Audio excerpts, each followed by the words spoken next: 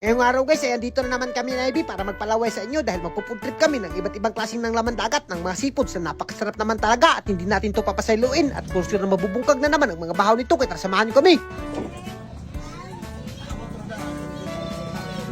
For today's video guys ay hindi na kami nagpatumpik-tumpik na at nandito na naman kami sa mga seafoods dahil nagpo-food trip na naman kami ni IB at hindi na naman natin to papasailuin dahil mabubungkag na naman natin itong mga seafoods na to at as you can see naman guys, naku napakalabas pa talaga at sobrang presko pa to at for sure talagang maglalaway na naman guys sa kakapanood nito. Kaya naman guys, kung umabot ka sa video nito, panoorin nyo to hanggang dulo dahil talagang maglalaway kayo at sa puntong ito nga guys, kung nakikita nyo, niyabo na nga ni IB yung suka dyan at tinalawan nyo ng saang kung presko pa ba. Pag tilaw ni IB dyan guys, talagang nalilipay siya dahil napaka-presko pa. Ito yung pinaka-paborito namin na saang talaga guys. At alam nyo na ba guys, napaka-paborito dito ng lahat at palagi talaga itong dinadayo. At kung nakikita nyo naman guys, so pag tilaw mo pa lang, naku, talagang manamis-tamis yung spider shell o yung saang dito sa amin. At alam nyo ba guys, sa isang tumbok na to, 100 lang yan. Kung nakikita nyo, meron pang lato na napakasarap naman talaga. Ganito sarap pag food trip dito guys, talagang pabalik-balik talaga kami na IB dito. At so ayun nga guys, kung malayo ka, naku, panoorin mo na lang tong video na to dahil maglalaway ka na naman talaga nito at kumuha ka na lang ng bahaw mo at sabayan mo na lang kami pagbungkag. At speaking of bahaw guys, mapapaanli bahaw ka talaga dito dahil napakasarap ng mga seafoods, lalo na kapag sinausaw mo sa suka, ay naku, talagang matatakam ka sa kakatanaw dito. At alam nyo ba guys, pagdating sa mga seafoods, isa talaga sa pinakapaborito namin itong mga seafoods na nuko, saang at tayom. At ito talaga yung pinakapaborito namin ni IB kapag nagbubungkag kami ng mga bahaw dito. At lalo na yung lato guys, nila ko medyo manamis-tamis at medyo parat-parat na hindi mo malaman kung gaano kasarap.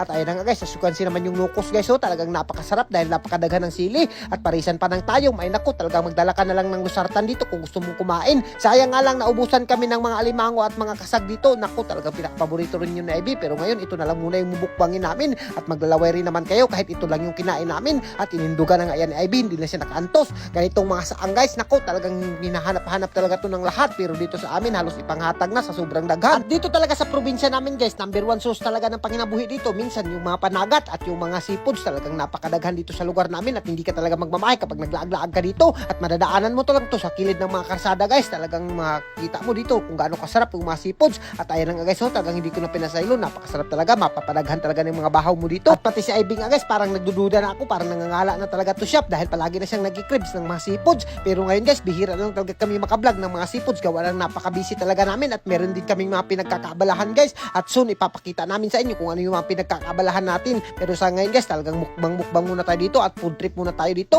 At ayun nga guys, shoutout nga pala dito sa mga nakasama namin sa pag-food trip ng mga bahaw at hindi ko lang nakita kung ano yung mga pangalan nila. At speaking of shoutout guys, gusto ko muna i-shoutout si Sir Arnel na palagi daw siyang nagugusla at magbubungkag ng mga bahaw sa kakapanood sa amin. Kaya naman shoutout sa iyo sir, mabuhay ka hanggat gusto mo. At sa puntong ito guys, hindi ko na talaga pinasaylo itong saang na napakasarap naman talaga. At kung umabot ka sa video na to guys, naku, wag mo nang kalimutan i-like and share para mas marami pa tayong food trip. At ayun na nga sa IB guys, so talagang nangunguso na siya sa kakakain. Medyo anghang-anghang rin itong suka nila. Ito talaga yung pinakapaborito ko, yung hanghang na suka, lalo na kapag kinilaw. Ay naku, pansantabi muna natin yung ma-ulcer natin dyan at yung mga high blood natin dyan. Mas priority talaga natin ngayon itong magbukbang ng mga seafoods na napakasarap naman talaga. At si IB talagang hindi na talaga sumurinder yan. Iwan ko ba anong klaseng babae ito, napakalakas sumabhab. At hanggang dito na lang muna siguro kami guys. Thank you and God bless you all. Mabuhay kayong lahat yan mga idol hanggat gusto nyo.